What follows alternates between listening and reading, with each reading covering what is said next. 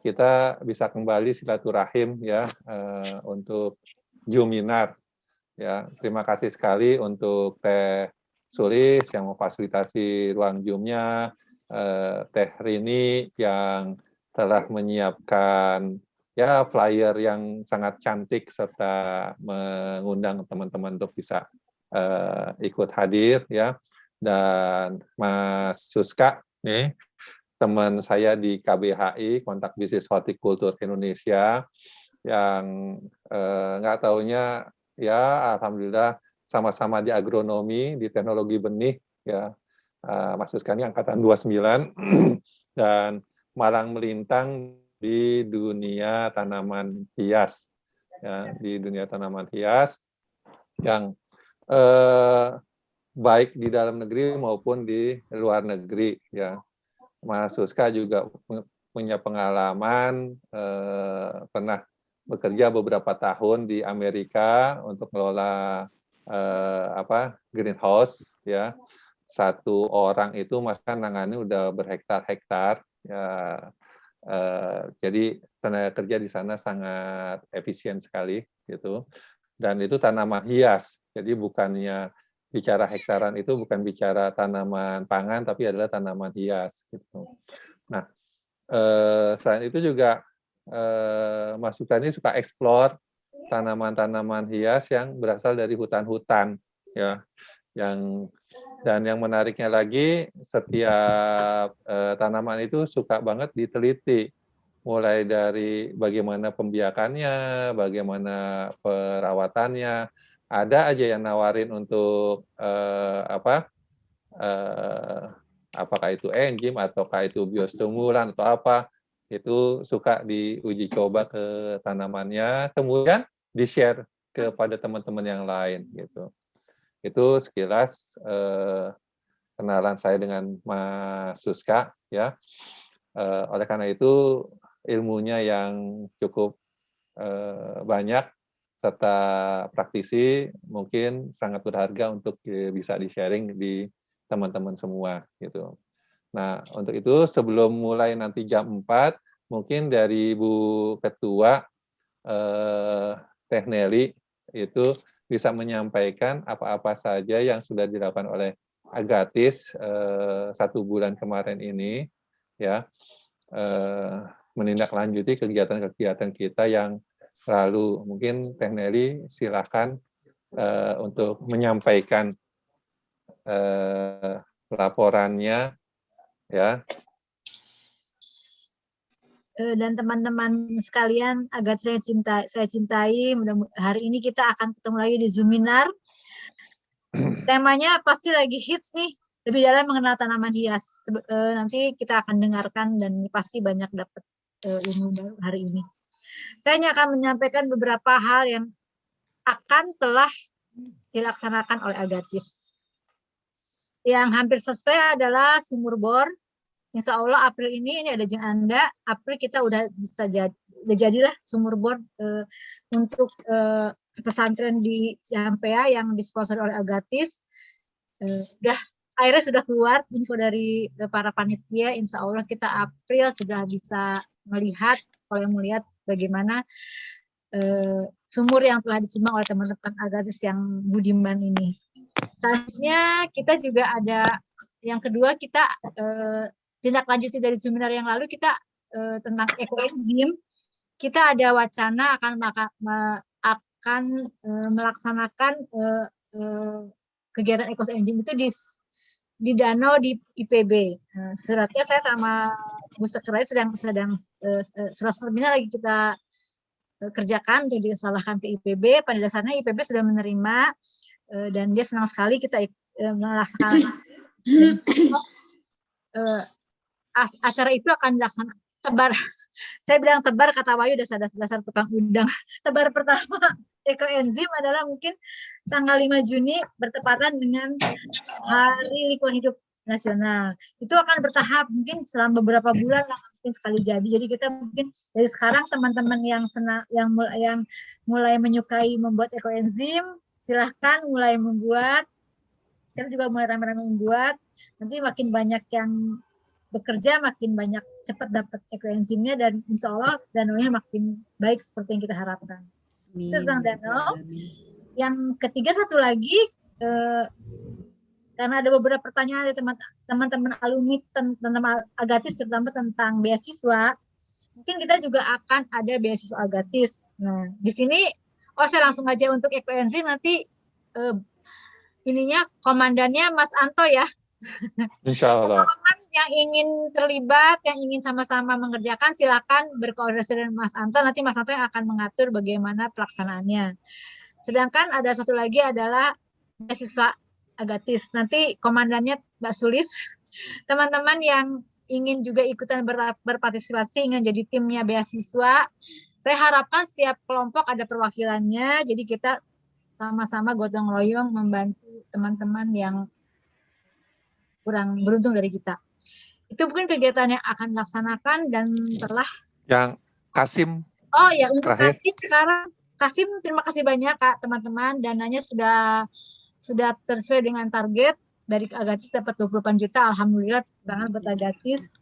Dana terkumpul udah 200, mungkin totalnya 275 juta dan sesuai dengan target. Itu cukup untuk membangun rumah Kasim. Udah mulai peletakan batu pertama, insya Allah Mei Juni sudah jadi. Kalau teman-teman mau main ke Aceh, lihat rumahnya yuk, rame-rame kita lihat peresmian rumahnya. Kalau yang mau ikut silakan.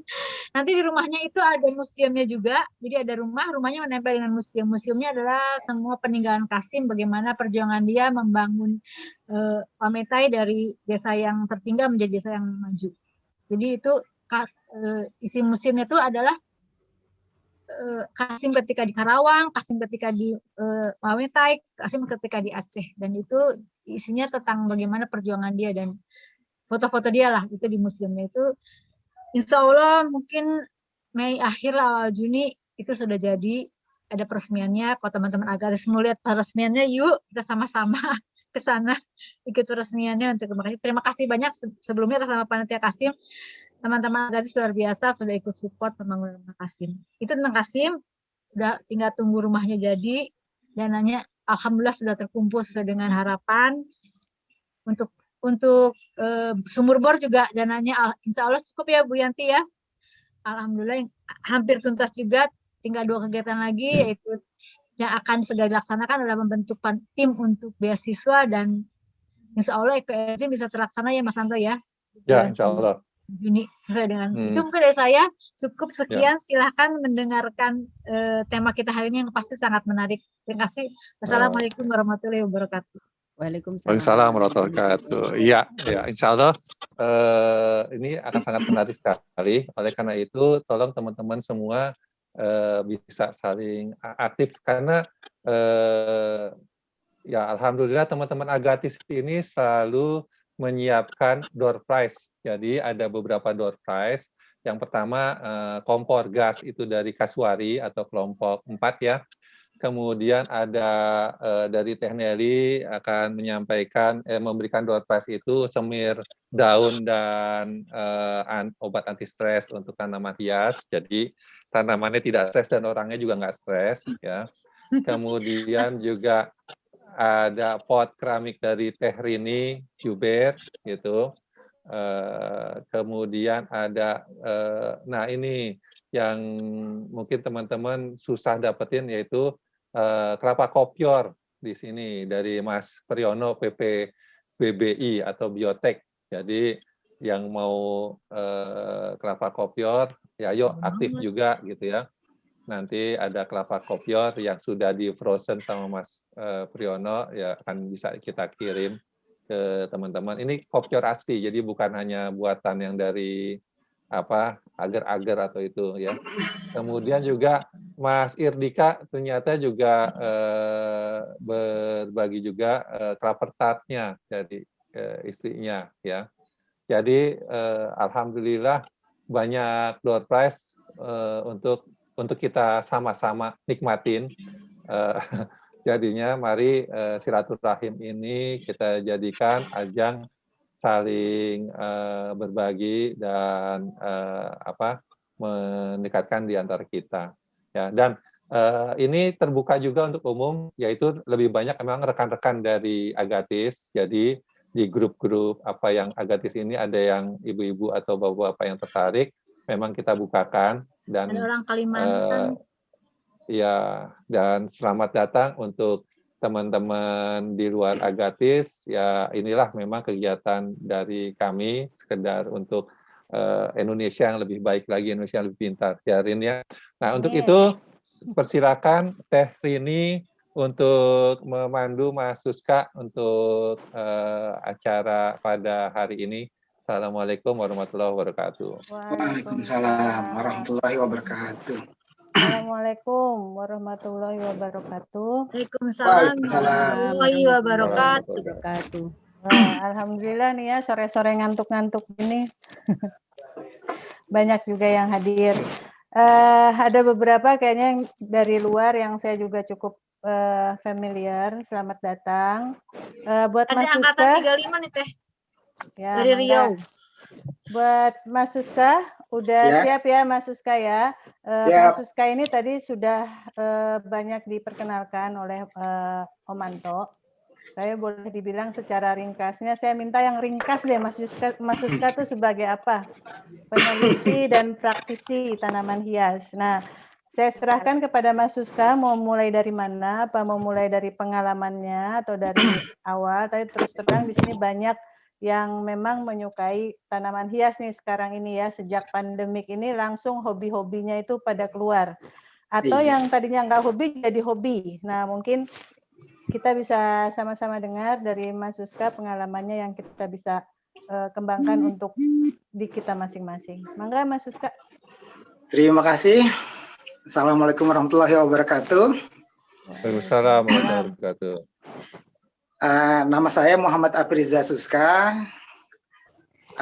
jurusan Budidaya Pertanian IPB Angkatan 29. Dulu sih saya program studinya Ilmu dan Teknologi Benih. Cuma di kampus itu saya lebih sering jadi asistennya Bu Sri Setiati di hortikultura. Jadi justru pelajaran di benih pas saja saya nggak pernah jadi asisten begitulah. Jadi sebenarnya kalau soal tanaman hias saya suka dari kecil. Jadi kalau cerita ibu saya waktu di Jogja baru belajar jalan, saya udah mau tesin tanaman tetangga, tancepin di rumah. Jadi mungkin awalnya dari situ. Terus karena bapak ibu saya juga hobi berkebun, jadi ya memang dari kecil, mungkin dari kelas 1 SD saya udah punya kebun sayur saya sendiri. Lalu waktu SD itu saya kebetulan bapak saya tugas di Sorong di Irian Jaya dulu ya. Waktu itu zamannya Atari ya, saya lebih suka main ke hutan justru. Jadi lihat-lihat tanaman yang ada di hutan begitu. Ya SD saya udah bikin bonsai juga. Terus karena ibu saya langganan buku Time Life Books yang tentang tanaman banyak. Jadi dari SD saya sudah banyak baca-baca buku tentang tanaman. Ya dari situ saya semakin tertariklah dengan tanaman.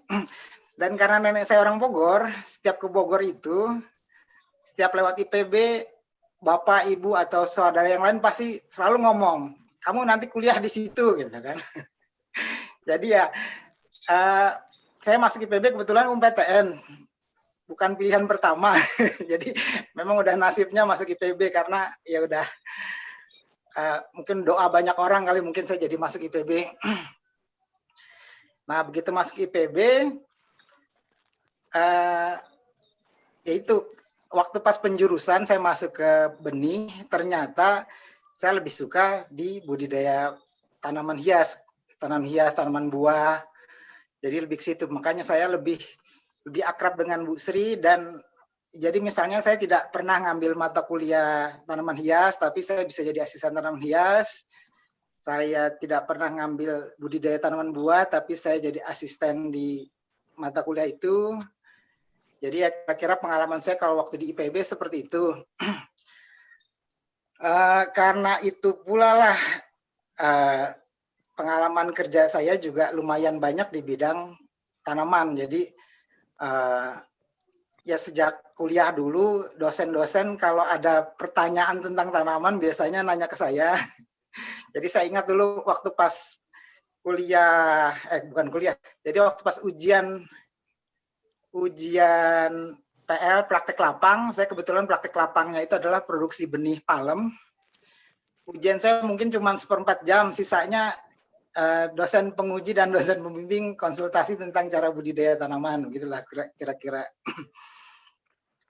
Ya, saya di PB lulusnya lama, saya lulus 7 tahun. Karena penelitian saya memang lama, penelitian saya tentang penyimpanan benih cabai. Cuma sebenarnya itu salah satu strategi saya juga untuk memanfaatkan status saya sebagai mahasiswa. Jadi karena banyak perusahaan-perusahaan besar di sekitar Bogor, perusahaan tanaman, ya misalnya kalau di Bogor dulu ada PT Exotica, Pak Zain Rahman kan dengan Pak Benicia bikin di Tajur, di belakang Biotrop. Saya sering ke sana. Lalu di Cipanas ada Binausa Flora, ada Alinda. Waktu itu sebagai mahasiswa saya gampang masuk ke dalam perusahaan-perusahaan itu. Jadi ya bukannya masuk apa, saya cuma datang, berkunjung, saya nanya-nanya, begitulah kurang lebih seperti itu. Jadi pengalaman saya lebih banyak karena memang saya senang dari kecil tentang tanaman hias ini. Nah, untuk bisa go internasional sebenarnya juga nggak sengaja, karena Pak Benicia dulu sebelum pensiun di University of Florida, sebelumnya kan beliau pernah jadi dosen, pernah jadi profesor juga, asisten profesor di Ohio State University. Nah, kebetulan Ohio State University itu punya program magang internasional di Amerika. Nah, kebetulan pada saat itu saya sudah bekerja di Rancamaya. Saya acting GM. Sebelumnya saya jadi baru lulus, saya langsung jadi manajer. Setelah 1 tahun saya acting GM di namanya sih Kebon Rancamaya. Jadi itu semacam galeri tanaman hias, apalagi seni dan makanan sebenarnya, tapi lebih ditekankan ke tanaman. Nah, saya sudah bekerja di sana. Anak-anak IPB, adik kelas saya, gagal berangkat waktu itu ke Amerika untuk magang. Nah, saya diminta oleh Pak Beni untuk mencari adik kelasnya lagi yang mau berangkat. Ternyata nggak ada yang mau karena takut gagal. Nah, dari situ adik kelas itu bilang ke saya seperti ini, Mas, jangan nyuruh-nyuruh orang aja, Mas. Kalau benar bagus, Mas aja berangkat sendiri, gitu kan. Nah, akhirnya saya berangkatlah ke Amerika. Ya lumayan, saya di Metrolina Greenhouses. Jadi programnya Ohio State University. Saya ditempatkan di Metrolina Greenhouses. Saya di sana selama 1,5 tahun sebagai asisten grower. Tapi karena biasanya saya memang sangat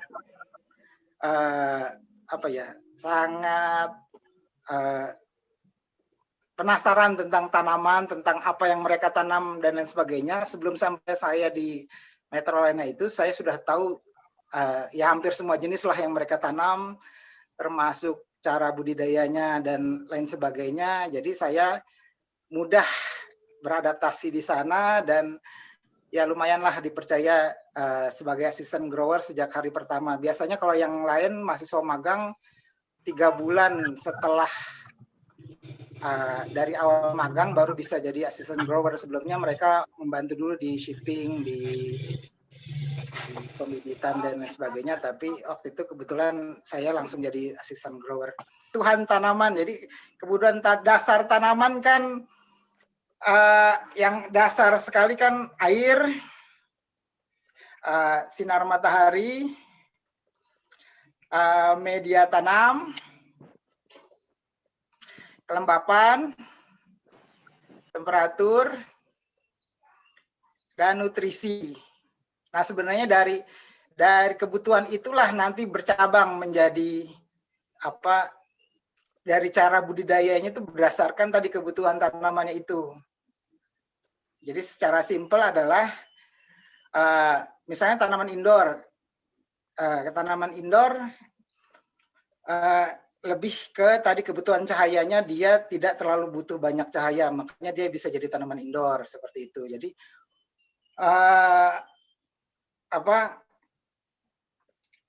ya simpelnya sih seperti itu gitulah. Jadi ya saya ulangin lagi,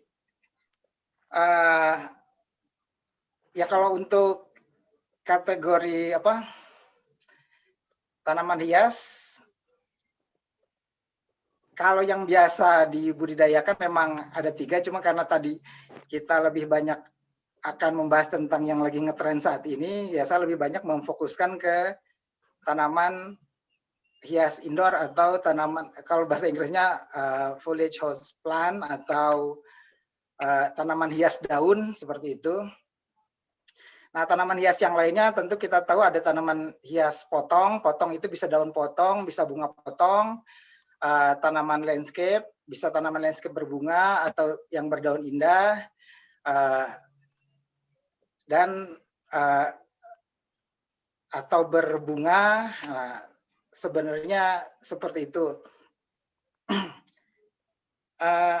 Dan cara budidayanya ya tadi, jadi kita harus tahu kebutuhan tanamannya. Nah, untuk saya sendiri, kenapa saya suka jalan-jalan, kenapa saya suka masuk hutan dan lain sebagainya, biar saya tahu di habitat aslinya itu apa kebutuhan tanaman tersebut.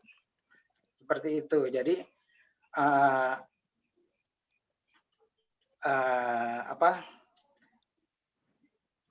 ya kebetulan tadi saya juga baca beberapa website tentang trik dan tips untuk merawat tanaman hias,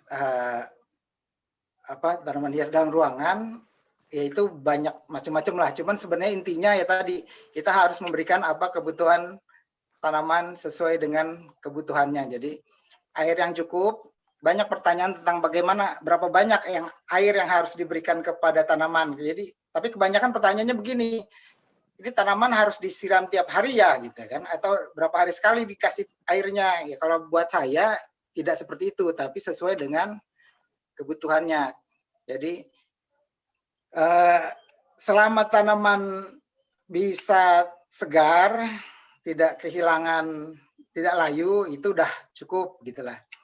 Lalu untuk sinar matahari,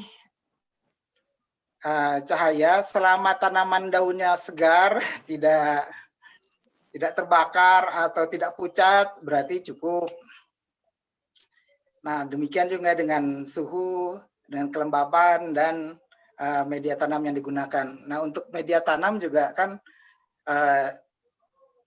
sebenarnya tergantung dengan tempat tumbuh tanaman tersebut. Apakah tanaman itu epifit yang biasa tumbuh di pohon, atau yang tumbuh di tanah, seperti itu. Untuk tanaman itu kan perlu media tanam ya. Nah, media tanam kan macam-macam tuh. Kalau di tukang pohon, Ya. Yang ginilah, yang nanti katanya ini sudah lengkap, atau ini masih benar-benar lebih baik yang hanya sekam murni, seperti itu. Jadi sebetulnya kalau tadi Mas Suska bilang untuk ya udah kita mulai aja lagi dari pemilihan media tanam mungkin yang bisa, karena kan kalau kita beli tukang bunga gitu kan, ya udah tanahnya dia gitu kan, begitu sampai rumah terus beda lagi nantinya. Nah itu tadi seperti Mas Suska katakan, ini nggak perlu terlalu sering disiram, yang ini harus disiram terus misalnya kayak gitu. Nah kan taunya mungkin dari pengalaman ya Mas Suska ya. Kita tahu-tahu jadi busuk lagi begitu disiram terus. Jadi begini, kalau untuk media tanam atau jumlah air tadi yang diberikan, ya tadi seperti saya bilang, saya biasanya cari dulu tentang tanaman tersebut. Jadi apakah tanaman tersebut epifit atau terestrial? Kalau epifit, tentunya saya akan memberikan media yang lebih poros. Lebih poros ini yang drainasenya baik, artinya kalau kita siram, airnya langsung kebuang semua ke bawah begitu. Nah, sedangkan tanaman yang biasa tumbuh di tanah, ya mungkin kita bisa kasih yang tidak terlalu poros, tidak terlalu melewatkan air. Tapi seandainya dikasih yang poros juga nggak terlalu masalah, asal kita lebih sering dalam menyiramnya begitu. Dan satu lagi ada tanaman air, jadi atau semi akuatik lah istilahnya. Jadi dia bisa terendam air. Nah kalau yang seperti itu ya nggak terlalu masalah sebenarnya untuk pemilihan media tanah. Nah jadi ya yang perlu ditekankan adalah kita kenal dulu itu tanaman apa. Jadi tanaman apa dalam arti secara keseluruhan, tanaman apanya itu tadi ya di alam dia tumbuhnya seperti apa. Sebenarnya info-info tentang itu mudah kita dapatkan di internet. Jadi seperti contoh seperti philodendron, anthurium itu mereka cenderung epifit. Jadi di Amerika Selatannya sendiri banyak tumbuh di ranting-ranting pohon, di dahan-dahan pohon. Jadi otomatis mereka menginginkan media tanam yang poros, yang melewatkan air begitu. Tapi dengan konsekuensi memang harus lebih sering disiram. Seperti itu. Iya, jadi sebenarnya nggak terlalu rumit kalau jenis media tanam itu jenisnya banyak, bisa ratusan, bisa. Jadi kita nggak hanya tergantung dengan pilihan yang ada di abang-abang. Jadi yang ekstrim, misalnya waktu saya SMA, kalau nggak saya pernah baca di Inggris ada yang membuat hidroponik dengan media tanam dari uang. Jadi uang kertas dirobek-robek jadi media tanam seperti itu. Ya kalau yang sudah sering dipakai, misalnya pakai yang sintetis, misalnya pakai styrofoam, misalnya seperti itu. Jadi sebenarnya bisa out of the box lah istilahnya. Yang penting tanaman itu bisa sesuai dengan karakternya. Jadi tadi apakah dia perlu banyak air, apakah dia perlu air yang mengenang, atau dia perlu lebih banyak udara, seperti itu. Jadi nggak bisa diambil, nggak bisa disamaratakan lah seperti itu. Bisa disamaratakan ya. Oke, Mas Suska, mungkin kita sebaiknya diskusi aja kali ya, karena kan tadi kalau boleh dibilang Mas Suska selalu sampaikan bahwa simple gitu ya, simple buat Mas Suska, simple buat kita mungkin kok jadi gini lagi ya.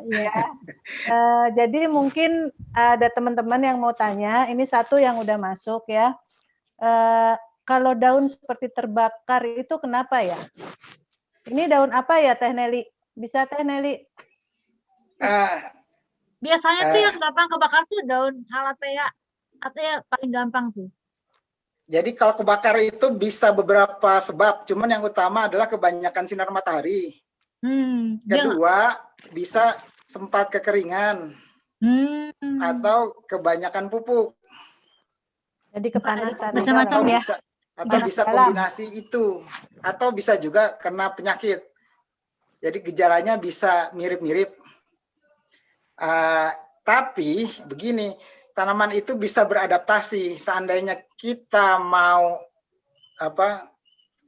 ngasih lebih banyak sinar matahari, bisa. Cuman kita kasih nutrisi secara bertahap, sedikit demi sedikit, sampai dia istilahnya daunnya kuat, itu ditaruh di bawah terik matahari juga nggak kebakar. Karena Calathea saya di rumah udah jadi gulma.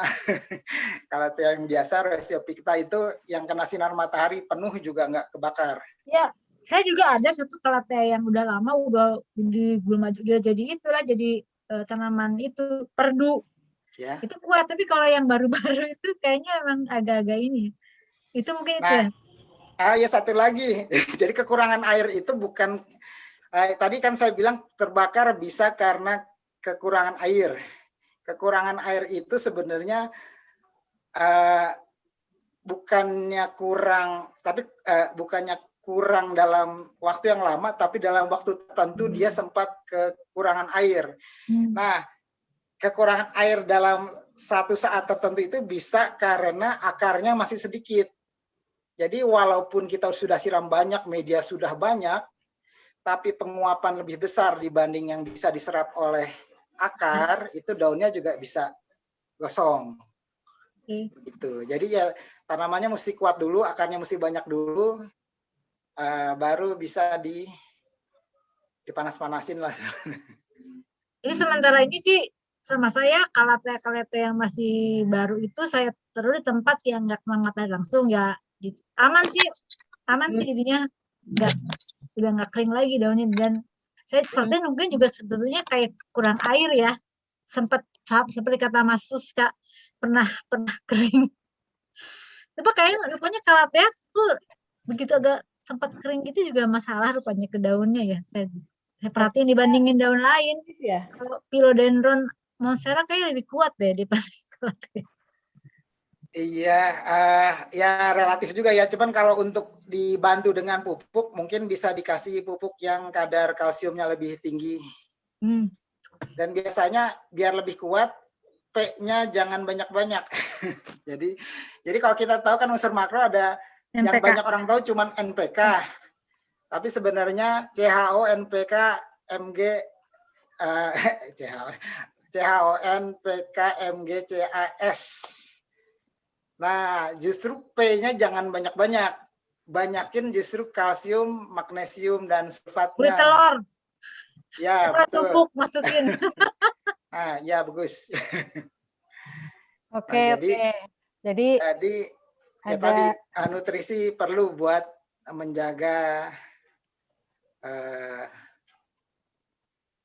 menjaga sel-sel daun. Oke, Mas Suska, ini ada pertanyaan lagi. Artati, Mbak Artati. Tante Artati. Halo, bisa di-unmute nggak? Bisa tanya langsung. Artati di-unmute. Unmute. Pertanyaannya tentang memotong apa nih? Memotong bunga ros.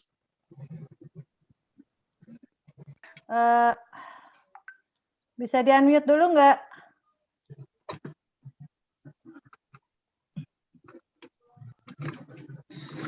Ya, Mangga. Ya. Mas mau nanya, Mas. Itu kalau bunga ros itu kalau dipotong untuk memperbanyaknya, itu dahannya seperti apa, Mas? Usianya? Perbanyakkan tanaman ya, Bu? Ya. Untuk bunga ros. Bunga ros agak susah, Bu. Jadi secara genetik kalau bunga ros, bunga mawar yang bunganya bagus, ya, itu agak susah memang diakarkan. Jadi kebanyakan di Indonesia atau di sebagian besar belahan dunia lainnya itu di grafting atau disambung atau ditempel mata okulasi. Nah, memang untuk stek itu susah. Untuk mawar bunga sendiri yang mudah diakarkan adalah mawar-mawar mini yang bunganya kecil-kecil atau mawar yang warnanya pink yang udah biasa dibilang mawar kampung. Itu ini yang mudah, tapi enggak? Tapi kalau yang lain sulit untuk diakarkan. Buat dipotong? Kalau dipotong gimana, Mas? Kalau bisa dicoba, Bu, cuman memang presentasi keberhasilannya kecil kalau bunga potong, mawar potong itu. Jadi mesti yang udah jago lah. Jadi sebenarnya sebegini, kalau bunga potong, beberapa orang berpendapat mawar potong itu lebih bagus kalau akarnya muncul dari tanaman, dari batang bunga itu sendiri, karena warnanya dan kekuatannya kalau di luar negeri itu dia lebih tahan terhadap suhu dingin. Jadi biasanya kalau sambungan suhu terlalu dingin, yang atas mati, bawahnya masih hidup, seperti itu. Atau karena beda batang bawah, batang atasnya bunganya warnanya bisa berbeda-beda, macam-macam. Makanya di Amerika, di Eropa itu sudah lama dikembangkan yang istilahnya on root, jadi akarnya sendiri, tapi itu memang sulit. Jadi bukan masalah batang seperti apa yang di stek, tapi ini genetik, jadi bawaannya tanaman mawar daun itu, mawar bunga potong itu sulit berakar. Jadi kalau saran saya, kalau ingin tingkat keberhasilannya tinggi, Ibu coba stek mawar kampung biasa dan belajar okulasi. Itu selain tingkat keberhasilannya lebih tinggi, nanti dapatnya juga bisa lebih banyak. Seperti itu. Oke. Cukup jelas? Ya. Saya Jadi cukup jelas disambung ya tandanya. Teh. Masih so-so. Oke, Om Wegun. Om Wegun. Om Wegun dia mau tanya nih, Mas Suska, bagaimana kita mengetahui sebuah tanaman hias itu membutuhkan mikronutrien? Apa gejalanya? Apa simptomnya? Nggak bisa ngomong sih kalau pohon. Enggak. Jadi kalau saya sendiri, ya kita itu sekarang enaknya kita banyak contekan, Pak. Jadi misalnya Bapak nanam tanaman apa, itu kita bisa mudah mendapatkan informasi di internet itu kurang apa. Cuman seandainya tanaman itu belum ada foto-fotonya lah di internet, tapi yang mendekati atau masih satu keluarga biasanya sudah ada panduannya. Jadi kalau saya ngomong langsung gejala-gejalanya susah karena tergantung tanamannya. Dan saya juga nggak hafal semua, Pak. Om Wegun. Om Wegun monitor. Monitor. Terima Oh, kasih monitor. Teh Rini. Kang Suska, jadi gini. Misalnya kan tanaman-tanaman tales ya, yang tekstur warnanya itu agak ngejreng lah, katakan begitu ya. Talas hias apa talas budidaya, Pak? Talas hias. Oke. Kalau talas budidaya kan di Bogor itu. Iya. Belinya kiloan kalau itu mah. Ya, jadi teman yang sedikit lebih expert di situ bilang, wah ini kekurangan mikronutrien gitu kan. Jadi saya berpikir mikronutriennya apa gitu, mangan apa Fe gitu loh. Itu saya berpikirnya. Oke, sudah saya nyambung, Pak. Ya, saya ngerti jadinya dengan pertanyaannya. Kenapa warna dominannya nggak keluar gitu loh? Oke. Nah, kan kalau tanaman hias itu kan nilainya itu kan berharganya kan pada saat warna dominannya keluar. Nah, bagaimana kita bisa meningkatkan warna dominannya? Apa unsur mikro yang mau kita kasih gitu loh? Sip. Ini ada dua bahasan sebenarnya, Pak. Bahasan pertama adalah soal unsur mikro ya. Nanti yang bahasan kedua menurut saya yang lebih penting. Jadi yang pertama itu unsur mikro. Kebanyakan masalah dengan unsur mikro itu bukan di unsur mikronya, tapi di pH-nya, di pH media tanam.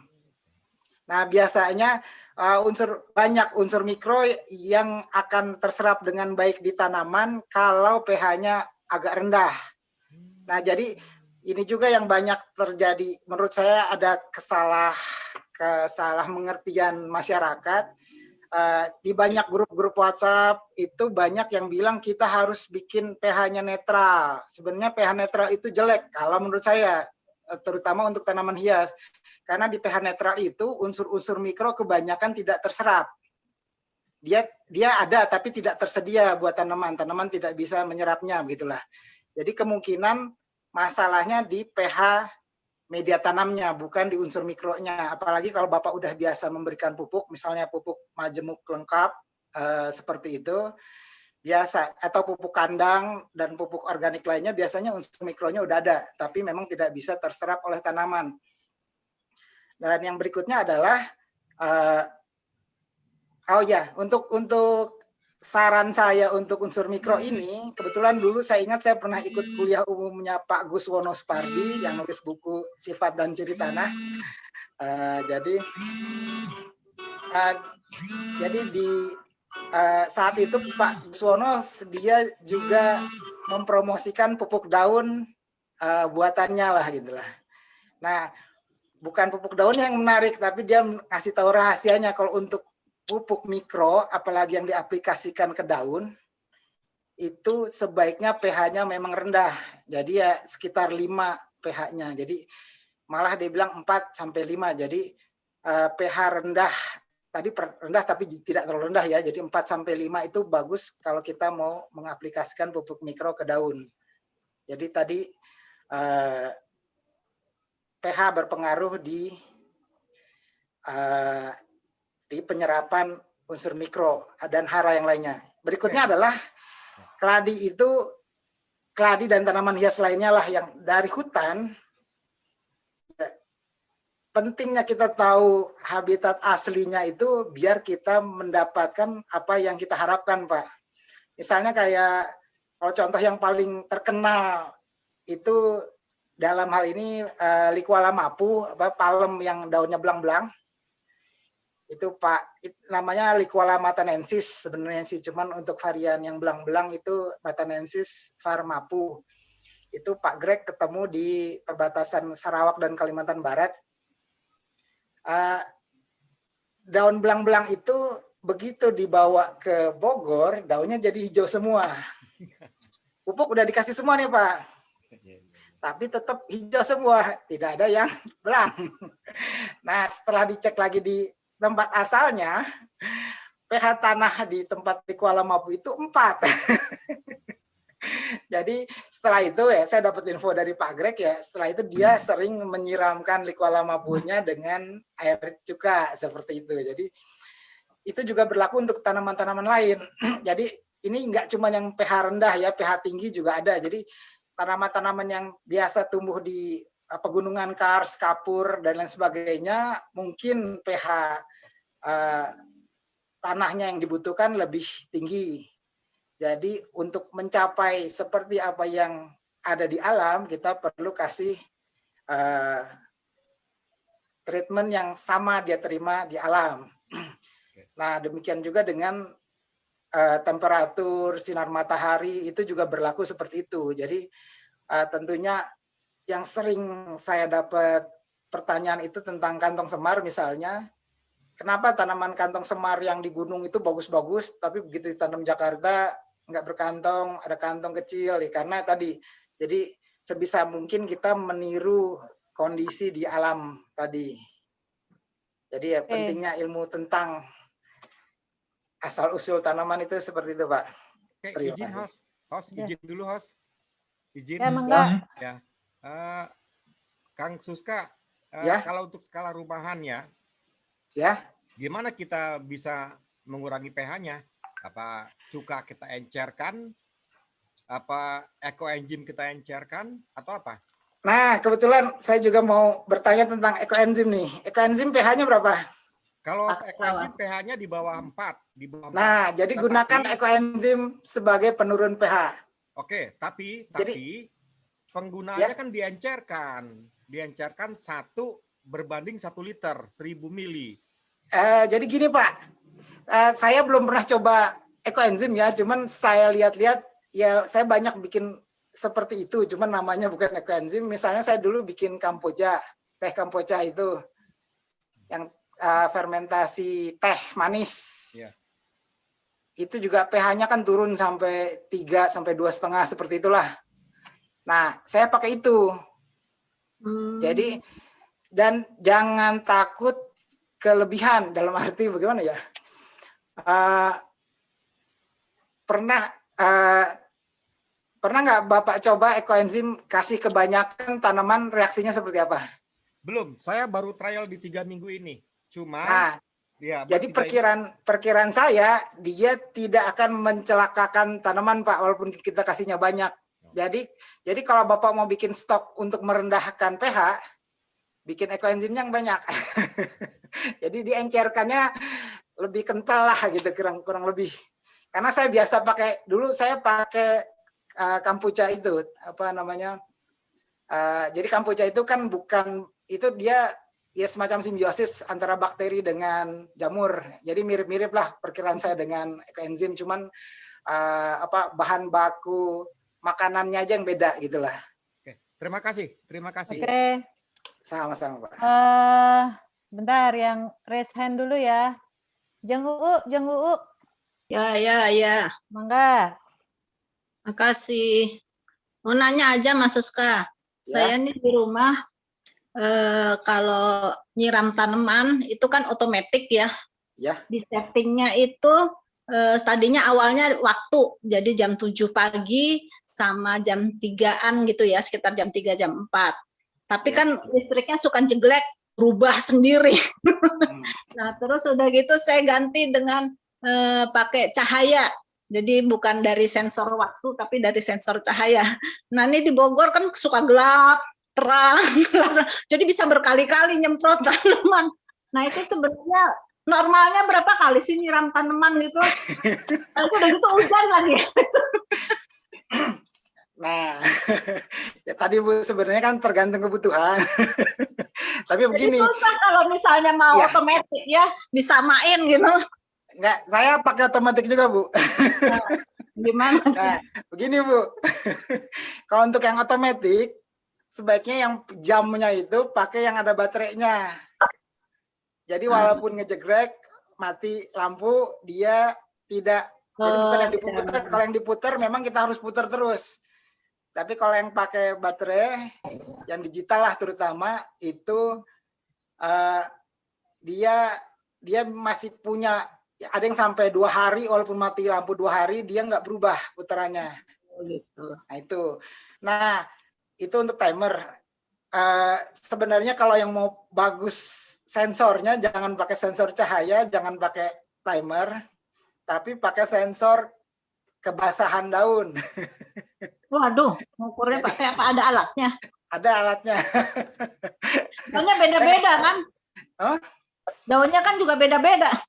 Iya, tapi intinya kalau kita taruh di situ dan jadi elektronik, jadi daun elektronik itu terlalu kering, dia akan nyiram sendiri otomatis, begitulah. Nah, jadi kebasahan daun ya. Tapi kita lupakan itu. Saya mau membahas yang kedua. Kalau tanaman ibu adalah tanaman hutan hujan tropis, mau disiram terus-terusan juga nggak masalah. Karena ada tanaman saya yang saya pakai timer, dia disiram setiap 8 menit. Selama 8 menit itu sekitar 10 detik sekali nyiramnya itu, ya nggak kenapa-napa, tetap seger-seger aja. Tinggal kebutuhan tanaman tadi kan selain air, yang penting itu adalah udara, oksigen sebenarnya. Jadi mesti ada selingan dia kering. Jadi jangan, ya kalau basah terus ya ibaratnya kita taruh tanaman itu di bawah, di dalam kolom lah sebenarnya seperti itu. Tapi kalau dia ada sempat keringnya, dia masih bisa bernapas, nggak masalah mau sering bagaimana juga. Dan itu juga termasuk pemilihan media. Kalau kita mau sering siram, otomatis media lebih poros. Jadi oksigen terutama di akar bisa ada terus. Gitu, Bu. Atau satu lagi nih. Sumber airnya dikasih aerator. Jadi dikasih gelembung-gelembung udara, jadi oksigen terlarut di dalam air banyak. Atau bisa tanya Mas Anto tentang bubble aerator. Apa yang bubble itu? Nano bubble. Itu lebih bagus lagi. Oke. Cukup ya, U ya. Terima kasih.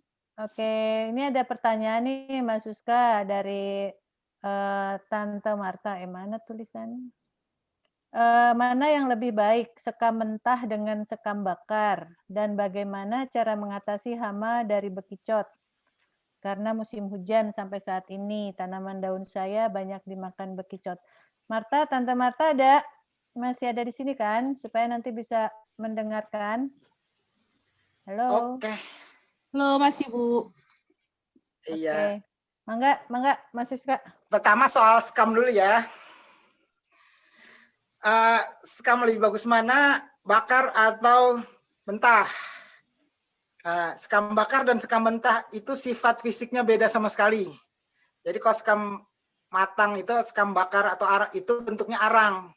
Jadi sekam bakar itu awet. Kalau sekam mentah itu dalam berapa bulan, maksimal 1 tahun, 1 tahunan itu hancur habis. Jadi kalau misalnya gini, kita punya 2 pot, 1 pot kita isi arang sekam, 1 pot lagi kita isi sekam mentah. Tahun depan yang isinya sekam mentah aja habis karena terdekomposisi. Tapi yang bentuknya arang dia akan tetap arang begitu. Cuman mungkin jadi lebih padat atau lebih hancur aja lah. Tapi dia nggak habis. Kalau yang sekam mentah dia habis. Nah, jadi tadi tergantung kebutuhannya. Kita maunya seperti apa?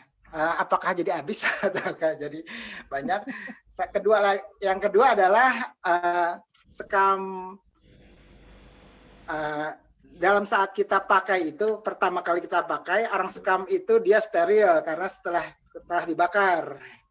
Sedangkan sekam mentah dia nggak steril. Kalau buat saya sendiri, masalah dengan arang sekam yang tidak steril, bukan arang sekam mentah yang tidak steril itu adalah banyak tumbuh jamur sebenarnya nggak terlalu masalah, cuman mengganggu penglihatan aja lah.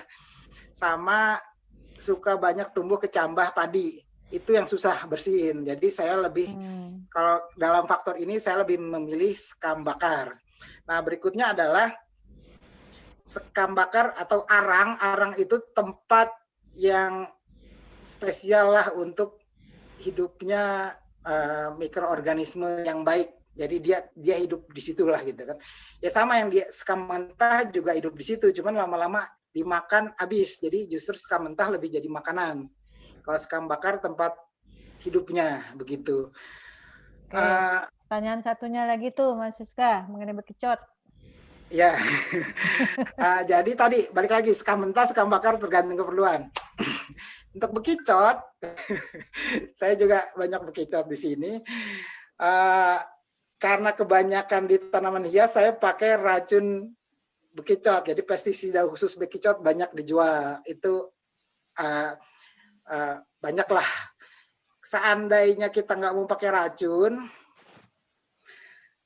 kalau di luar negeri mereka pakai di pot-potnya itu dikasih tembaga, kuper. Jadi kawat-kawat tembaga itu dilingkarkan di potnya itu. Katanya sih bekicotnya itu kesetrum atau bagaimana lah seperti itu. Ya nggak ada listriknya sebenarnya, cuman buat mereka itu menyakitkan lah begitu. Jadi nggak ke situ lagi. Dan yang banyak dipakai juga adalah tumbukan kulit atau cangkang kerang-kerang. Sebenarnya kalau di luar negeri sih diatomus. Jadi ya semacam kristal-kristal kerang gitulah di media, di permukaan medianya. Tapi buat saya cara yang paling gampang pakai pestisida yang berbentuk butiran panjang-panjang itu di toko pertanian ada. Jadi ada yang mereknya Siputox, ada ya macam-macam lah. Cuman saya pakai Siputox. Cukup Mbak Marta ya. Ya Bu, makasih. Makasih Mas. Iya. Terus dari Mbak Restu nih, apakah semua tanaman berkayu bisa di-stek? Contohnya melati. Melati gampang di-stek, ya tergantung jenisnya sih. Yang melati double itu agak susah, cuman ya bisa jauh lebih mudah dibanding tadi bunga mawar potong tadi. Semua tanaman berkayu, saya belum pernah nyetek pohon kelapa. Kayaknya sih susah. Ya maksudnya kayak maaf Tori ini langsung bicara ya. Ya, mangga. Maksudnya kayak kadang-kadang kan kita ketemu di jalan gitu ada tanaman atau di rumah teman soka seumpama yang kayak gitu-gitu. Itu apakah bisa terus langsung kita stek, kita potek itu terus kemudian bisa kita tanam di rumah, itu yang jadi masalah Mas Suska. Kalau saya biasa begitu Bu. Bu, kembang sepatu gampang Bu. Saya sering ngopekin. Oh gitu. Saya biasa begitu, cuman saran saya minta dulu ke yang punya. Pastilah. Tapi ya tadi ya kalau istilah di pembiakan tanaman itu kan ada istilahnya apa totipotensi. Jadi semua tanaman itu berpotensi untuk untuk tumbuh dari bagian-bagian tubuhnya lah. Kalau saya segala macam saya coba. Tadi aja kebetulan pohon kelapa belum. Kalau pohon pepaya udah, pepaya bisa. Ya pokoknya selama dia ada mata tunasnya, nggak harus ada kayunya. Selama dia ada masa tunas, ada kemungkinan dia masih bisa tumbuh di stek. Ya, kebetulan saya udah nyetek lebih dari ribuan macam tanaman lah. Oke, makasih Mas. Mbak Dinawati. Mangga tanya langsung boleh? Mas Suska, saya kan suka naruh tanaman di dalam rumah ya. Tapi itu terus si pertumbuhan tanamannya itu kok malah jadi tinggi ya. Oh.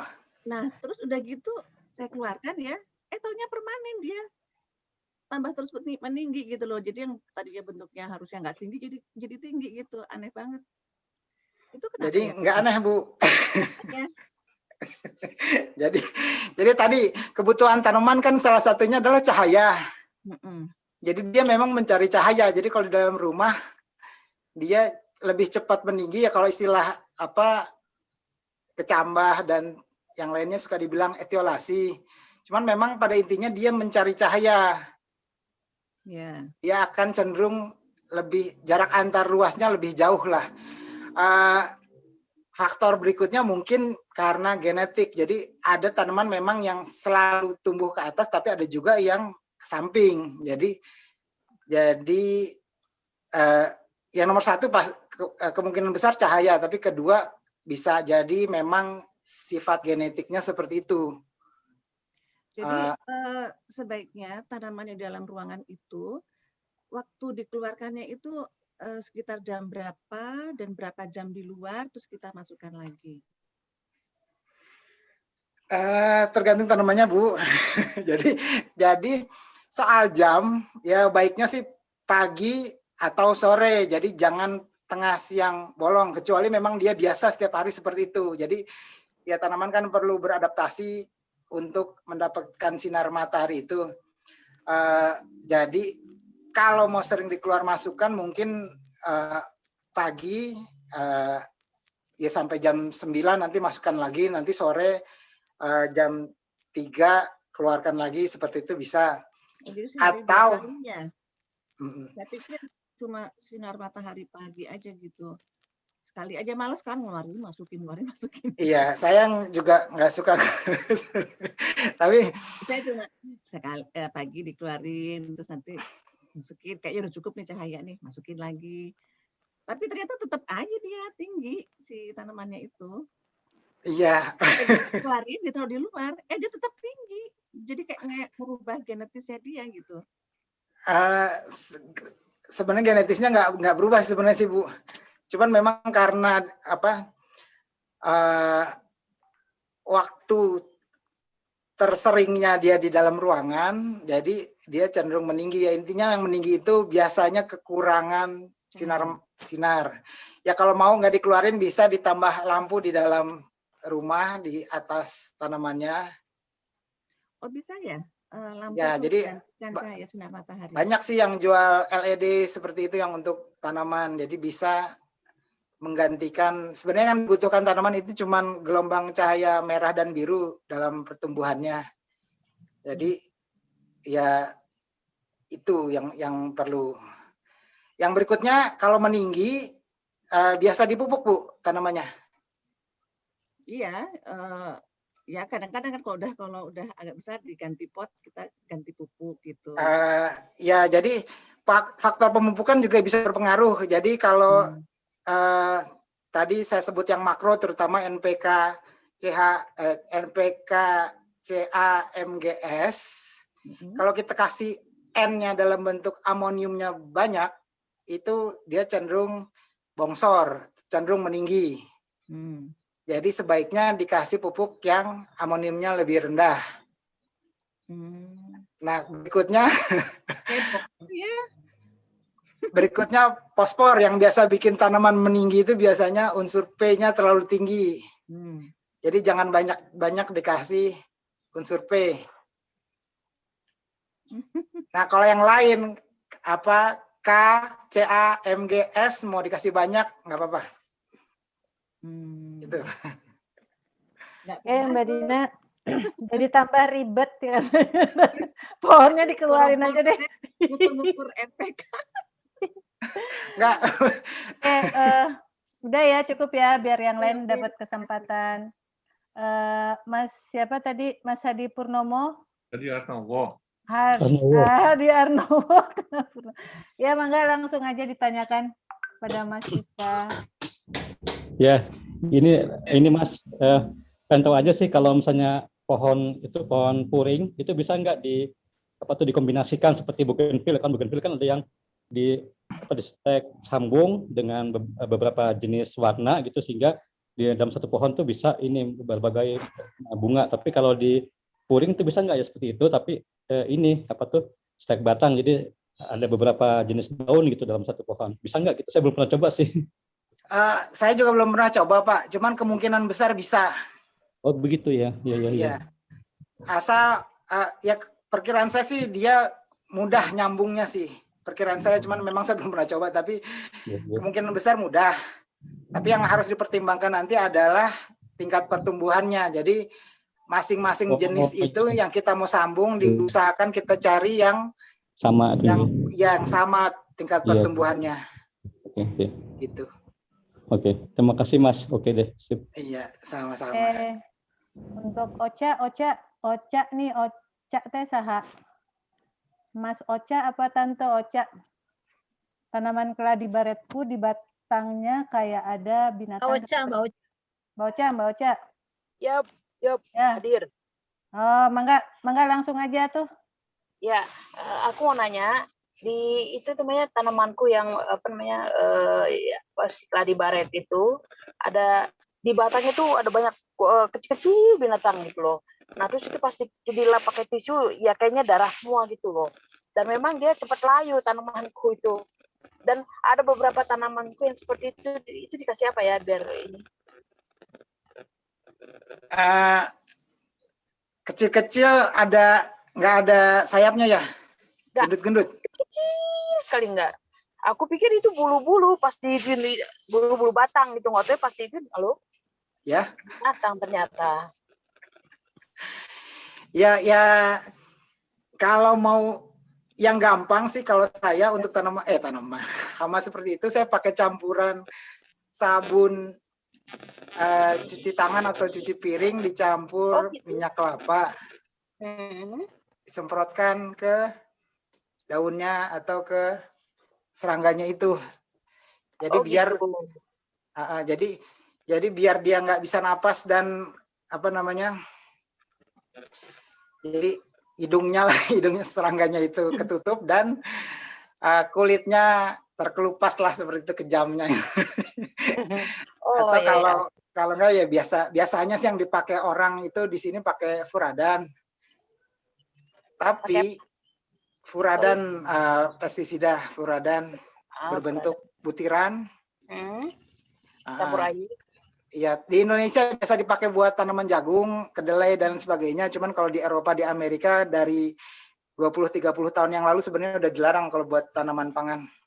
Oh. Ya, itu kan nggak dimakan kan keladinya. Oke, ya.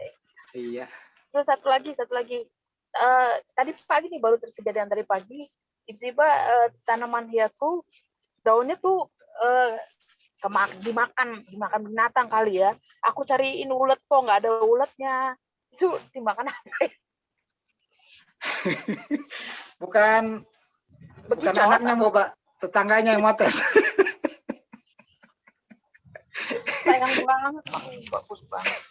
Nggak, saya belum jadi dukun, belum tahu itu apa. Tapi begini, pernah ada teman saya menanyakan pertanyaan yang sama seperti itu. Jadi aglonema dia robek-robek daunnya. Dia nanya ke saya itu kenapa ya gitu kan. Saya belum jawab, dia udah jawab sendiri. Oh maaf itu ternyata anak saya yang robek-robek. Enggak, ini dirusak binatang kelihatannya. Ya, Oke. kalau Kak, itunya saya nggak bisa tahu. Harus dilihat ya. Iya. Oke. Udah ya, Mbak Ocha ya. Iya, makasih ya Mas Siska. Sama-sama. Nah, nyambung dari pertanyaan tadi Mbak Dina nih, ada yang tanya lagi Muhammad Yusuf, gimana caranya membuat tanaman indoor supaya nggak perlu dikeluarkan lagi 1 kali 1 minggu lah, gitu kali ya maksudnya Mas Muhammad Yusuf ya? Itu Siregar bukan? Ya, Mungkin tadi dijawab contohnya bisa kita kasih lampu, atau yang kedua kita taruh di dekat jendela yang kena matahari ya. Kena sinar matahari. Ini Muhammad Yusuf udah pakar, Bu. Oh, gitu. Mangga ya udah kalau gitu dilewat aja. Tapi ya intinya cahaya mesti terpenuhi, begitulah. Oke. Ini ada dari tadi kan Mas Yuska udah kasih apa sih namanya pengalamannya keluar ya di luar negeri, pengalamannya sebetulnya kan kalau booming tanaman hias saat ini sebagian besar kan dipicu oleh tren tanaman hias di luar mungkin ya. Apakah Mas Yuska bisa memprediksi nih prospek tanaman hias akan diekspor? Begini, kalau pendapat saya sendiri saat ini, saya kurang suka dengan tren yang ada. Kurang sukanya begini, bukan kurang sukanya orang suka nanam tanaman hias, tapi kurang suka dengan harganya. Oke.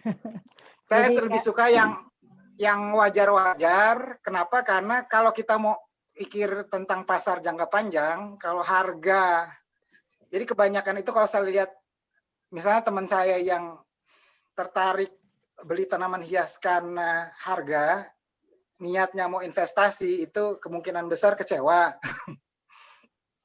Karena ya yang namanya tanaman kan itu bisa dikembangbiakan. Jadi kalau dia misalnya sekarang beli satu tanaman harga 10 juta, berharap nanti dia bisa punya 10 dan 10-10-nya masing-masing dijual 10 juta, ya nggak mungkin gitulah. Jadi saya lebih suka kalau tren itu ya semua orang suka tanaman hias, mereka melihara karena memang mereka suka, bukan karena tergiur dari harganya, begitulah. Nah, kalau memang seperti itu prospeknya panjang menurut saya. Oh, gitu. Karena kebutuhan akan tanaman hias akan selalu ada, jadi bukan karena tren, karena wah itu mahal, saya belum punya, saya pengen punya, gitu kan. Bukan karena mahalnya, tapi oh itu bagus, saya mau punya. Nah, itu baru lebih panjang pasarnya kalau menurut saya. Demikian juga dengan ekspor, karena begini, misalnya yang Monstera Constellation, Thai Constellation itu yang variegata, itu saya bukan tahun lalu sih, akhir tahun 2019 itu saya baca pameran di Florida. Biasa setiap tahun ada pameran di sana, pameran tanaman hias tropis. Nah, salah satu yang jadi perbincangan di sana adalah tadi Monstera Thai Constellation gitulah. Nah, beberapa bulan setelah itu di Indonesia harganya stekannya itu bisa 15 juta satu batang, belum ada akarnya begitulah. Nah, padahal kalau saya sendiri ya saya tahu Constellation Gold, Thai Constellation itu di Amerika yang produksi itu Costa Farm.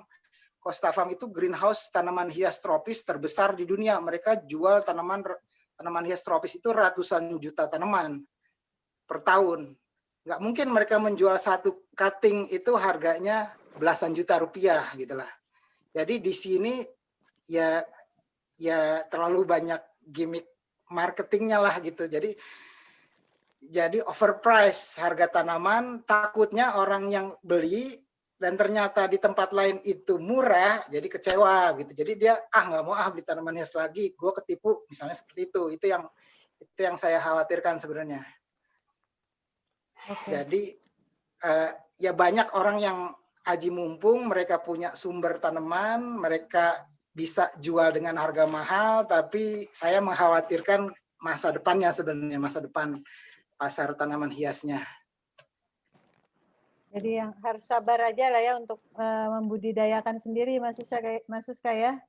Nggak Iya. usah tergiur oleh yang wah tetangga udah punya kita belum nih. Ya nggak apa-apa kalau ada uangnya dan apa namanya siap, maksudnya siap mati. nggak ada masalah kalau harganya jatuh dan sebagainya begitulah. Oke. Ini ada Mas Asrofi, mangga langsung pertanyaannya, raise hand. Mas Asrofi ya, Om. Ada nggak? Om Mahardi dulu deh, Om Mahardi. Oke, terima kasih. Jadi Pak Suska ya, atau mungkin yang lain boleh juga. Saya pengen tahu tren ke depan ini apa ini yang mau bagus. Terus bagaimana untuk Hoya dan Anthurium? Ini bagus nggak itu? Ya, terima kasih. Oke, sama-sama. Kalau yang tren itu saya lihat tergantung siapa influencernya di Instagram.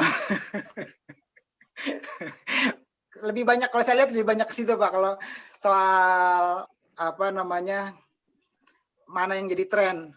Dan satu lagi yang punya barang. Jadi kalau nggak ada barang, nggak bisa jadi tren juga karena nggak ada yang punya juga nantinya.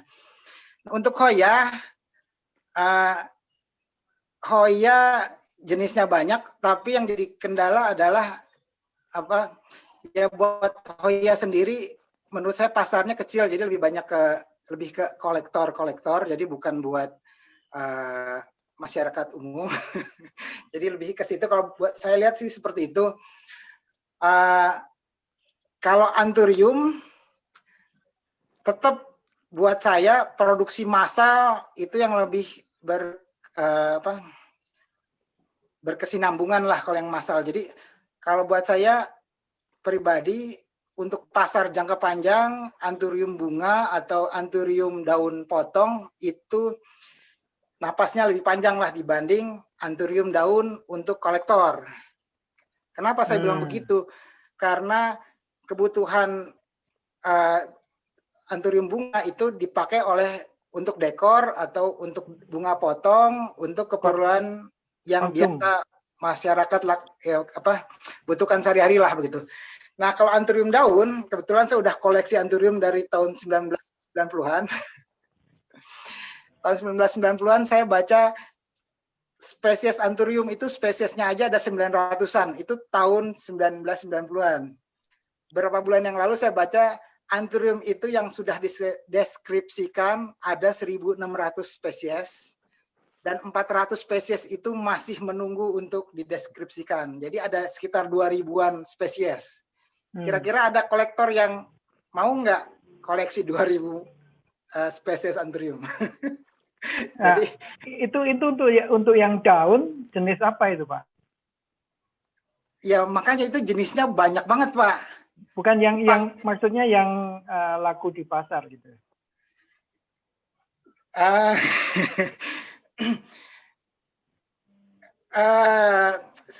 Susah dibilang yang laku di pasar Pak. Jadi ya tadi tergantung siapa yang bisa memasarkan dan dia punya stok, sebenarnya itu aja. Karena sebenarnya kalau menurut saya Kak Anthurium Genmani dan teman-temannya yang 10-13 tahun yang lalu itu sempat terkenal, itu sekarang kurang diminati bukan karena tanamannya kurang bagus, tapi karena udah dianggap tidak tren lagi. Jadi itu udah tanaman lama, tanaman kuno. Padahal waktu saya mulai koleksi Anthurium tahun 1990-an itu, waktu saya masih mahasiswa, itu semua jenis yang sekarang beredar itu udah ada. Kalau tren kan bisa kembali lagi ya mestinya. Bisa Pak, cuman ya kita tidak bisa memprediksi. Nah misalnya begini, kayak Anthurium daun yang lebar-lebar itu seperti Genmani, seperti Hookery itu, mereka tetap laku di Eropa, di Amerika Latin itu laku, tapi sebagai daun potong, bukan sebagai tanaman pot. Seperti itu. Ya. Kalau di kita mestinya bisa jadi bungkus tempe ya itu ya? Ya, bisa seperti itu. Nah, jadi ya tadi saya nggak bisa memprediksi tren, tapi itu lebih ke influencer lah, mereka mau menggoreng apa, dijadikan apa. Jadi misalnya kayak berapa minggu yang lalu teman saya nyari tanaman philodendron yang paling langka gitu kan. Nah, jawaban saya begini, langka menurut siapa? Kalau ada yang bilang langka, dia punya barang ya, dia mau jual sebenarnya. Bukan karena barangnya langka, karena justru dia punya.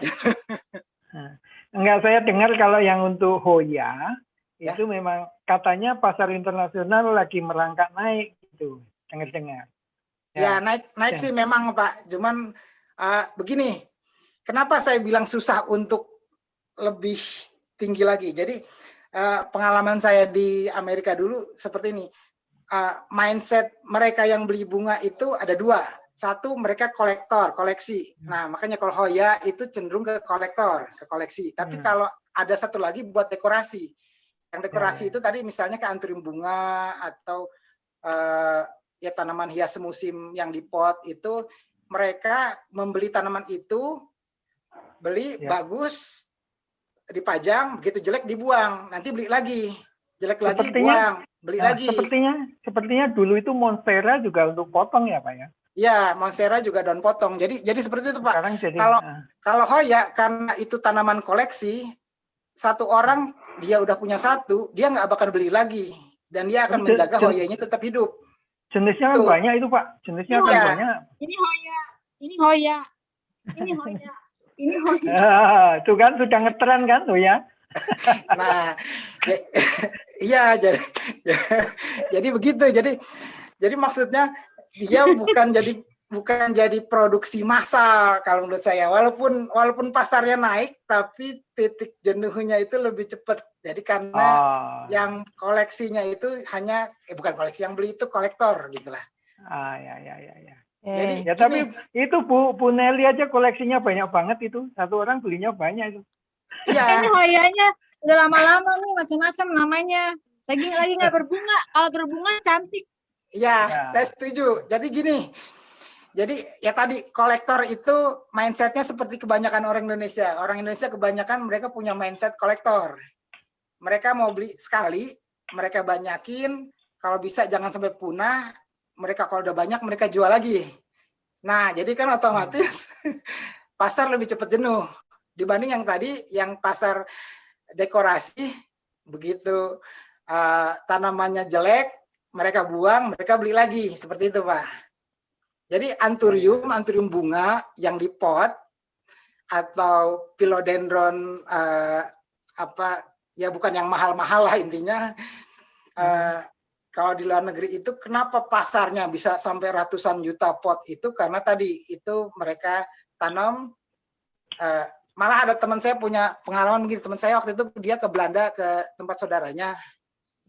Jadi saudaranya itu di Belanda punya tanaman anggrek bulan berbunga, tapi tanaman itu nggak pernah disiram sama dia. Teman saya yang di sini kolektor anggrek, dia nanya itu kenapa anggreknya nggak disiram? Kan sayang nanti mati. Nah, kata saudara yang di Belanda begini, nggak apa-apa mati juga nanti beli lagi gitu. Jadi ada dua mindset di tanaman hias. Nah, buat yang tanaman kolektor itu ya tadi seperti saya bilang itu lebih cepat jenuhnya pasar. Dan kemungkinan harganya turun, jatuh. Sedangkan yang tadi buat dekorasi harga bisa stabil. Oke, satu lagi Pak ya. Barangkali di sini ada yang punya koleksi begonia tuberose yang warnanya macam-macam. Begonia coba ya, saya kasih lihat ya. Ya, yang tuberose ya, tuberose. Oke, sambil nunggu yang itu tadi Oma Hardi, kita barusan udah minta Nelly untuk kasih lihat koleksinya biar kita break sambil break ya. Nanti kita bahas lagi. Ayo mangga Teh Nelly. Oh, tadi ada yang bilang anthurium, ini namanya anthurium jari. Ya. Udah gede banget daunnya. Iya. Ini tanaman lama, tapi sekarang orang udah pada nyari lagi sebenarnya tanaman lama. Kalau philodendron tuh biasanya sekarang Florida Gross kayak gini nih. Florida Gross kayak gini. Florida. Ini aneka philodendron nih. Iya. Saya juga suka anggrek. Kalau anggrek saya dari udah 20 tahunan lah miara anggrek. Ini anggrek saya. Ini anggrek yang ini. Nah, di atas. Kalau miara anggrek mulai dari ini aja. Dendro dulu paling gampang, dendro itu. Anggrek bolong. Kalau anggrek koleksi emang agak lama ya. Kalau kaladi itu kata saya emang Suaranya hilang.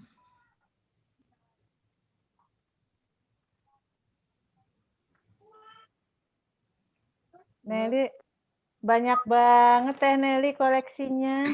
Boleh dipotek nggak itu Teh Nelly? Boleh, tapi harus datang sendiri. kalau mau boleh. Kalau yang 2 saya pasti kasih. Kalau saya punya 2 saya pasti saya kasih. Tapi ke rumah nggak saya kirim. saya lagi baru banyakin Milo Cardinal tuh ada beberapa biji. Kalau mau boleh.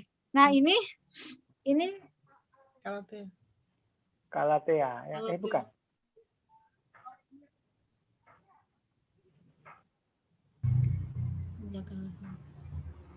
Ya. Tanamannya sehat-sehat dikasih apa aja ya?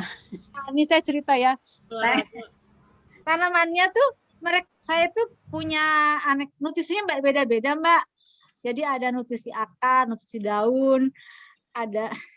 Terus medianya tuh sekarang tuh dulunya nyampur-nyampur sendiri nih. Sekarang ada anak IPB angkatan 40-an jual media. Nah, saya minta media Calathea, saya minta media apa, dia udah siap Mbak medianya. Jadi kita untuk yang kasih untuk yang pemula atau yang nggak mau repot salah media, mendingan, dan nggak mahal juga. Anak di Bogor Mbak, itu anak BLST Bambang, mungkin Mbak tahu. Dia sekarang punya bisnis itu. Oh iya.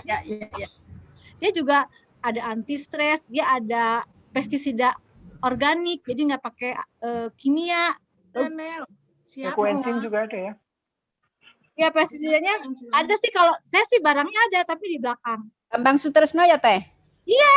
Oh, Dan saya tuh banyak menemukan tanaman di kebun ini juga nemu loh. Padahal katanya alocasia black velvet tapi nemu. Nggak miara.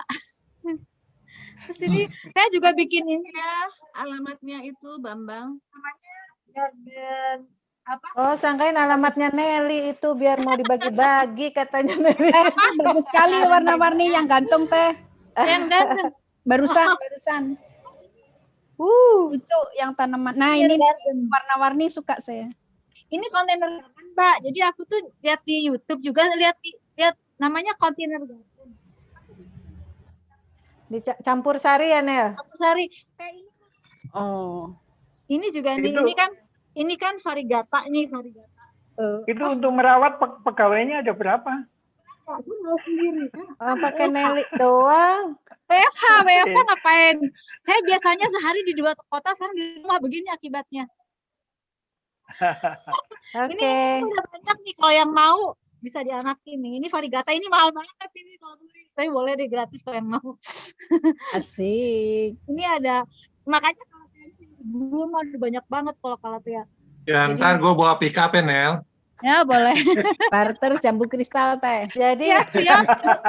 Makanya tanaman hiasnya Nelly yang mau dikasih buat door prize ada nggak itu? Apa ya? Nah, itu dia tuh door prize. Door prize-nya baru pupuk ya? Itu begonia yang tuberose yang mana coba? Nggak ada Pak. Saya tuh begonia tuh nggak banyak. Begonia tuh gampang-gampang susah ya, tapi sebetulnya kalau kita miara bener sih cantik. Ini ya, kayaknya kan itu gampang kena penyakit di bawah itu ya, di nah itu polkadot. Ini polkadot, ini yang tuberose yang bunganya kayak mawar gitu. Nah, Nel lu galing-galing gitu Nel. Kayak begonia. Jadi saya sedang ngembangin memperbanyak itu yang tuberose sama apa namanya gloxinia. Tapi tuberose ini baru punya yang pink aja. Dulu punya yang kuning segala, tapi mati terus. Pak Mahardip, kebunnya di mana Pak? Di rumah aja. Teh Nelly ya. Ya, oke. Oh iya, saya mau kasih lihat ya apa ya tadi itu. Non. Itunya ya, door prize-nya itu sebetulnya ada yang kalau mau ambil di rumah boleh tuh, ada anthurium zaman dulu. Mau. Ini. Oh, itu ini buat door prize ya. Door prize-nya ya, Om Anto. Ini buat anti stres, ini buat tanamannya biar mengkilap. Biar kilap daun. Nah, ini tadi kan ada yang ngomong-ngomong anthurium nih. Anthurium ini boleh jadi door prize deh. Ya Allah, sehat amat sih. Mau. Boleh dijadiin door banget prize. sih Teh. Cakep kan jadi stres. Bu, ini boleh jadi door prize. Ini daunnya bagus. Soalnya saya punya banyak ini. Syaratnya ambil sendirian ya. Ya, tapi ambil sendiri soalnya berat. Mau. Gua mau deh. Ini tanamannya nih. Jadi kapan nih kita field trip ke rumahnya Teh Nelly? Nah, ini boleh jadi door prize ya, begini ya. Bersama pot cantiknya. Wah, potnya bagus tuh. Cakep. Oke. Terima kasih banyak. Jangan ditendang. Terima kasih banyak Bu Ketum. Kalau keladi saya banyak di halaman. Sok aja Tapi kalau yang bisa digoreng, Bu. ada lele.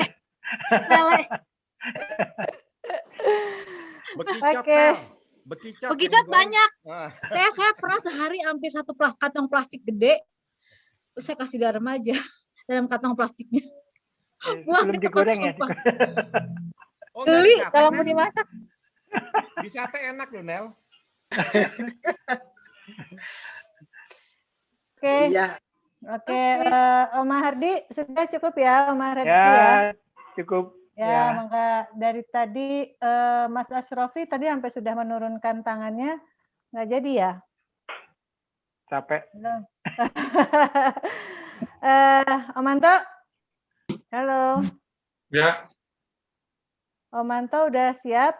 Atau dari Mas Suska ada yang mau ditambahkan lagi? Iya, tadi kebetulan. Saran terakhirnya, bukan terakhir istilahnya, tips and trick yang paling ini kan tadi istilahnya mengetahui kebutuhan tanaman. Nah, itu sulit banget gitu ya Mas Suska ya, buat yang awam itu sulit. Oke. Jadi untuk sebelum itu saya mau ngomong tentang tuberous begonia dulu tuh Pak Hardi. Mangga. Ya saya dulu pernah tanam ya 20 tahunan yang lalu lah Pak. Jadi gloxinia juga banyak, jenisnya yang nodding juga banyak. Tapi intinya memang susah di Indonesia kalau terutama makanya tadi saya nanya posisinya di mana karena yang saya lihat bagus, pernah saya lihat tuberous begonia bagus hanya di daerah Cipanas waktu itu. Jadi saya bawa ke Bogor nggak bagus lagi. Tapi begitu saya ke California ngeliat sana, oh bagus-bagus. Jadi memang mungkin kurang cocok tempatnya kalau di sini. Sebenarnya tadi tipsnya itu yang memberikan kebutuhan tanaman itu tips kedua. Yang lebih penting adalah kita harus kenal dulu tanamannya apa gitu kan. Atau itu Pak Mas, kata saya harus diajak bicara tanamannya. Nah, thank you. Sudah tunggu di rumah kita. Jadi begini, bagaimana ya? Kenal tanaman itu sebenarnya banyak sih aplikasi-aplikasi Android atau iOS yang kita potret, dia bisa tahu itu jenis apa. Cuman walaupun sebagian besar tidak akurat. Tapi kalau mau tanya ke saya silakan. Saya biasanya di grup atau banyak juga ya.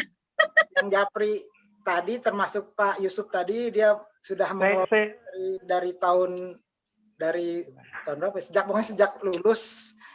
Cuman masih sering tanya-tanya tentang nama tanaman yang nggak masalah. Jadi ya tadi kalau kita udah tahu, kita udah kenal, itu insya Allah untuk yang memberikan apa yang diperlukan tanaman itu jadi lebih gampang. Jadi kenal dulu, baru kasih. Sebenarnya sih begitu. Terima kasih. Oke, nuhun Mas Suska. Terima kasih banyak. Nanti dikasih nomor HP-nya Mas Suska ya tadi ini. Iya, boleh. Thank you. Iya, saya juga pengen nanya tanaman jadinya. Oh, terus ini ada Rini Zuber. Tunggu dulu nih, ada Rini Zuber yang juga ada di videonya. Mana Jengrin? Mana kaktusnya? Mana Jengrin kaktusnya? itu kolektor kaktus. Kolektor segala macam deh. Jengrin pada mau lihat kaktusnya nih. Mana ngumpet aja. Mau nunjukin apa? Tuh, komentarnya yang jelas merawat tanaman itu juga harus dengan cinta katanya. Betul. Harus diajak ngobrol. Mana sih Rini Zuber? Oh, Pak Mahardi mau ngasih lihat sesuatu ya? Iya, ini saya, tapi kok hilang-hilang ya gambarnya ya. Bentar. Saya pakai background. Backgroundnya dihilangin dulu backgroundnya. Backgroundnya dihilangin, Pak. Ngilanginnya di mana? Oh ya, sebentar. Backgroundnya dihilangi. Pak Mardi, monitornya dihilangin dulu. Enggak, sayanya yang dihilangin enggak ini. Nah, udah tuh.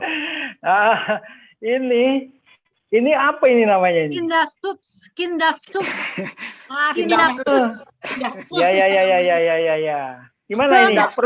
Prospeknya gimana nih?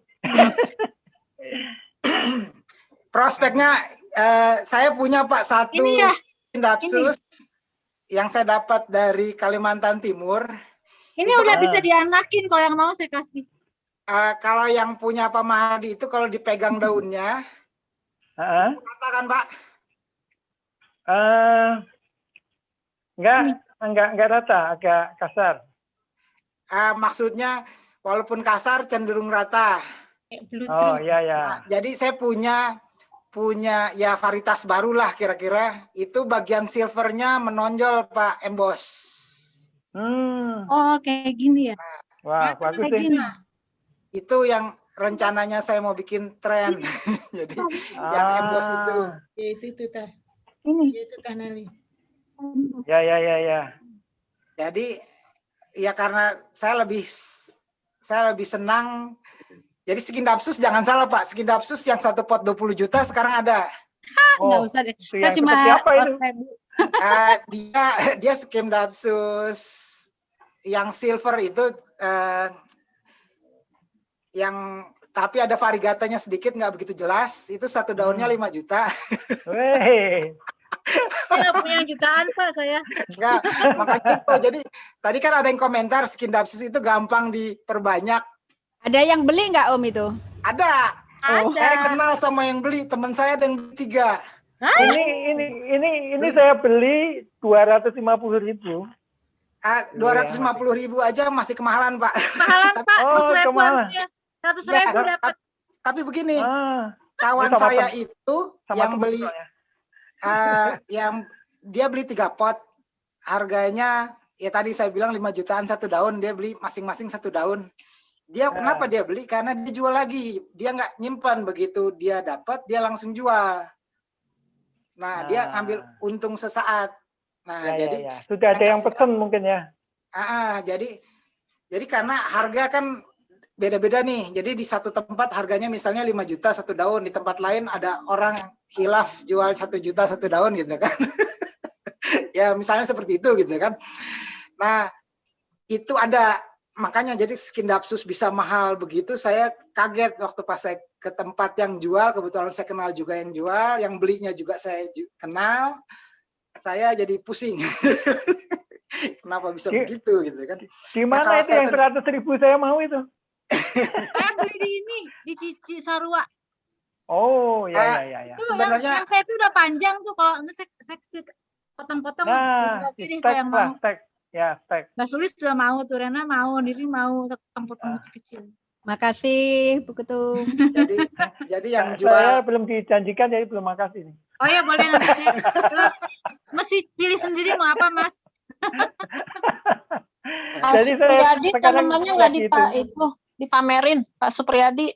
Berarti harus diatur jadwal nih ke rumahnya Teh Nelly. Ya kita nanti kita ngopi-ngopi. Makan rujak. Oke. Sudah ya. Halo. Iya. Ya. Oke. Manto. Ya. Mangga Manto di recap. Itu Pak Oke, Supriyadi terima kasih teh. Ferry nih,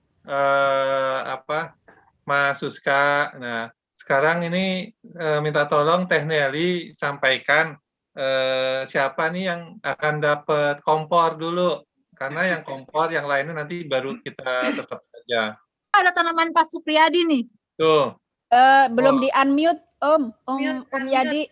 Om Yadi di unmute dulu. Nah, Ini tanamannya Om Supriyadi udah panjang banget.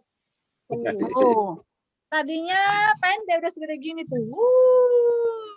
Ini ada Om Supriyadi nih. Monstera. Iya, Teneli termasuk salah satu ini customer yang setia ini. Ini juga nih Sering Om ngambil. Supriyadi nih. Om Supriyadi. Om Supriyadi. Oke. Enggak. Oke, saya mau ngasih tahu ini. Mau gimana Saya ya? punya ini varian baru Skindapsus.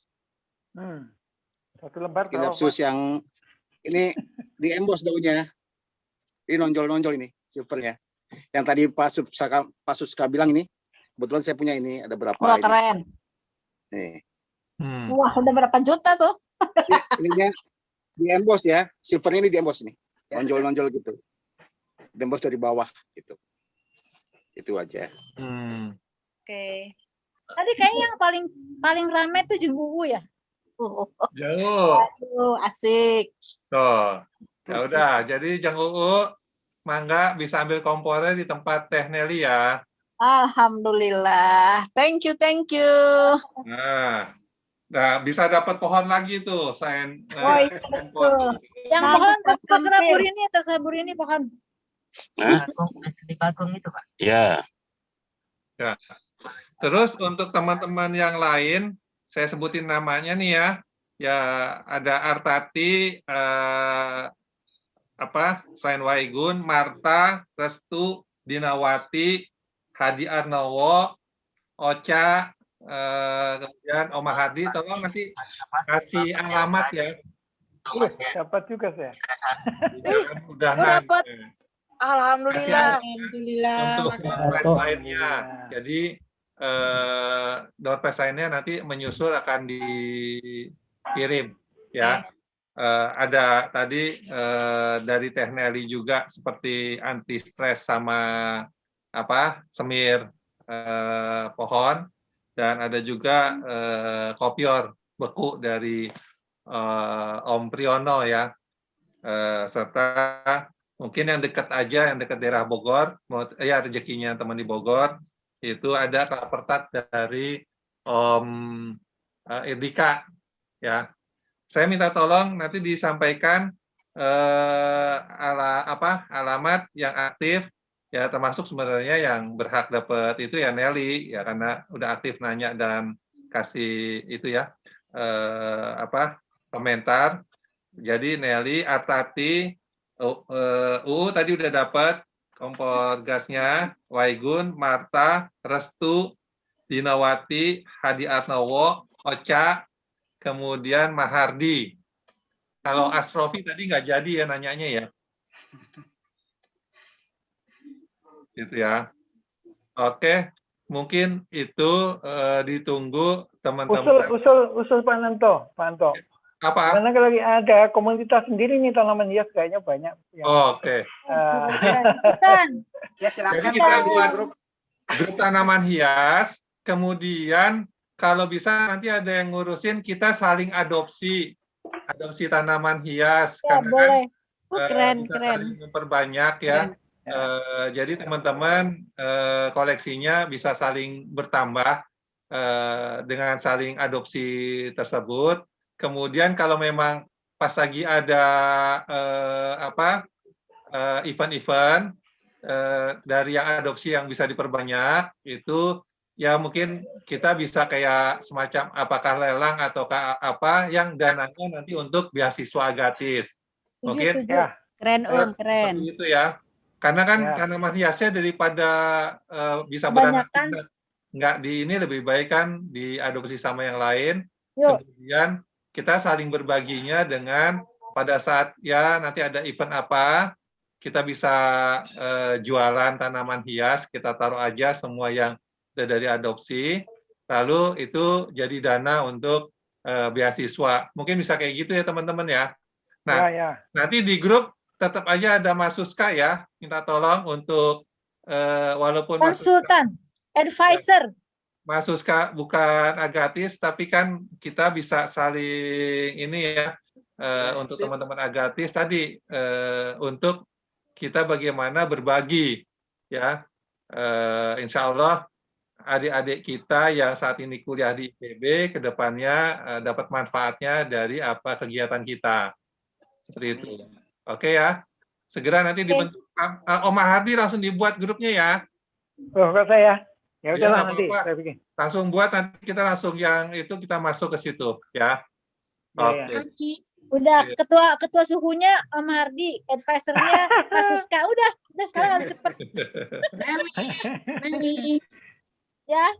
Nelly. Ya. Ini jambunya buat Nelly.